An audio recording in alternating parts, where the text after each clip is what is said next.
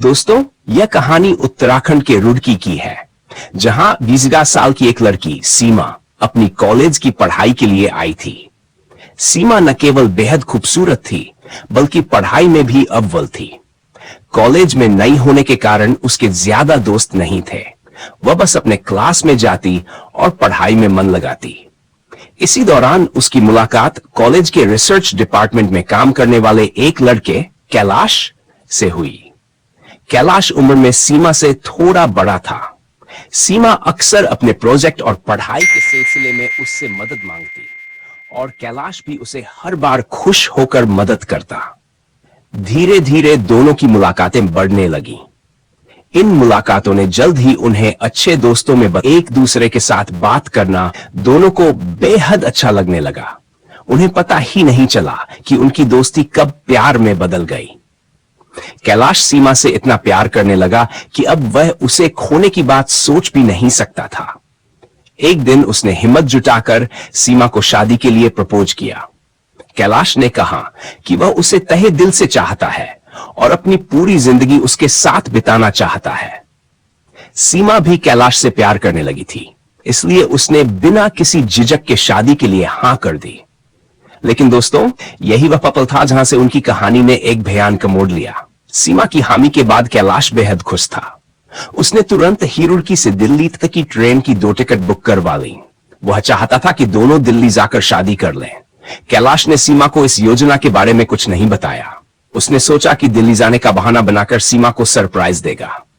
उसने सीमा से कहा कि वे दिल्ली घूमने जा रहे हैं।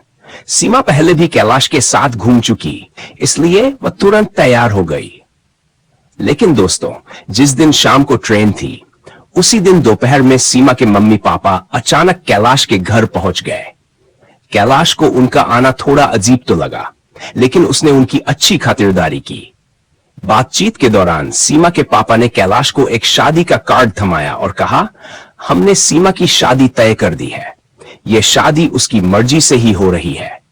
तुम उसके सबसे अच्छे दोस्त हो। शादी में तुम्हारा आना जरूरी है।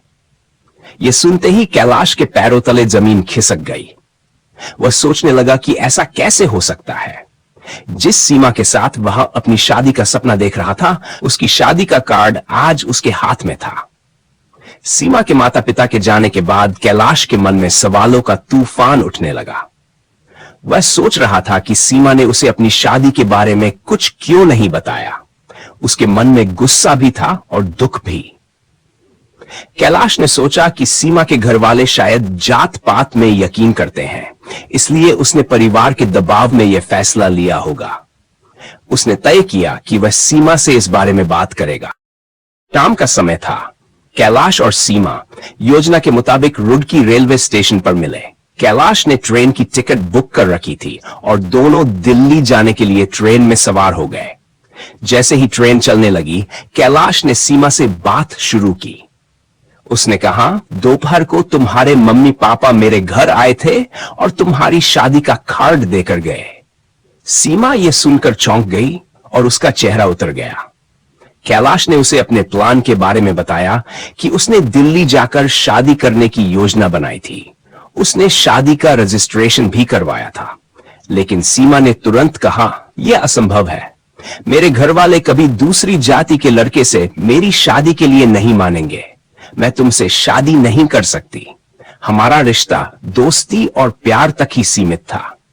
कैलाश यह सुनकर परेशान हो गया। उसने सीमा से शादी की जिद की, लेकिन सीमा ने साफ मना कर दिया।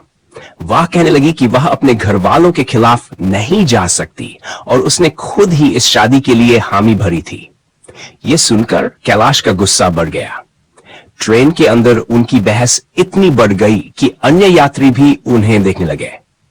कैलाश ने कहा, चलो साइड में बात करते हैं। दोनों गैलरी के रास्ते ट्रेन के दरवाजे तक पहुंचे। उस समय रात के 2 बज रहे थे। ट्रेन के गेट के पास सीमा खड़ी थी और कैलाश उसके सामने। कैलाश ने एक आखिरी बार पूछा, क्या तुम मुझसे शादी करोगी? सीमा ने फिर मना कर दिया और कहा, मैं उसी लड़के से शादी करूंगी जिसे मेरे मम्मी पापा ने चुना है। यह सुनकर कैलाश का गुस्सा 7वें आसमान पर पहुंच गया। जब ट्रेन एक पुल से गुजर रही थी, तब गुस्से में आकर कैलाश ने सीमा को ट्रेन से धक्का दे दिया। सीमा का सिर पुल के लोहे के पाइप से टकराया और वह नदी में जा गिरी। इस घटना के बाद कैलाश डर गया। अगले स्टेशन पर उतरकर वह वापस अपने घर लौट आया। सुबह सीमा के मम्मी पापा ने उसे फोन किया, लेकिन उसका फोन स्विच ऑफ था। उन्हें नहीं पता था कि सीमा रात को कैलाश के साथ थी। 2 दिन तक सीमा का कोई पता नहीं चला। तो उसके मम्मी पापा ने पुलिस में गुमशुदगी की रिपोर्ट दर्ज करवाई। 2 दिन बाद नदी के किनारे कुछ मजदूरों को एक लाश मिली। पोस्टमार्टम रिपोर्ट के बाद पुष्टि हुई कि वह लाश सीमा की थी। पुलिस ने इसे आत्महत्या का मामला मान लिया, लेकिन सीमा के पिता इस बात को नहीं मानते थे, क्योंकि यह शादी उसकी मर्जी से हो रही थी। इसलिए सीमा के पापा उस नदी पर जाते हैं और वहां मजदूर से पता चलता है कि उस रात वह मजदूर वहीं पर सो रहा था। लेकिन जब ट्रेन आई तो उसकी नींद खुल गई और उसने देखा कि ट्रेन से कोई चीज गिर रही है, जो पहले पुल से टकराई और फिर नदी में गिर गई। ट्रेन के गेट के पास उसे एक आदमी भी खड़ा दिखाई दिया। सीमा के पापा इस बयान को लेकर पुलिस स्टेशन जाते हैं और केस फिर खुलता है।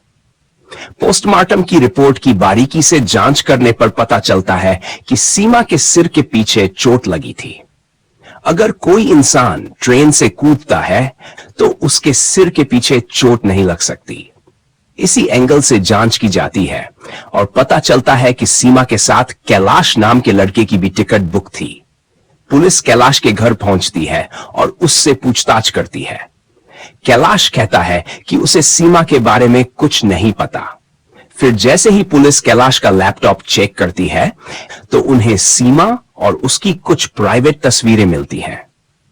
इन्हें देखकर पुलिस सब कुछ समझ जाती है और कैलाश को गिरफ्तार कर लेती है। पूछताछ के दौरान कैलाश उस रात की पूरी सच्चाई बता देता है। कैलाश के ऊपर कानूनी कार्यवाही की जाती है। इस तरह सीमा का भयानक अंत होता है।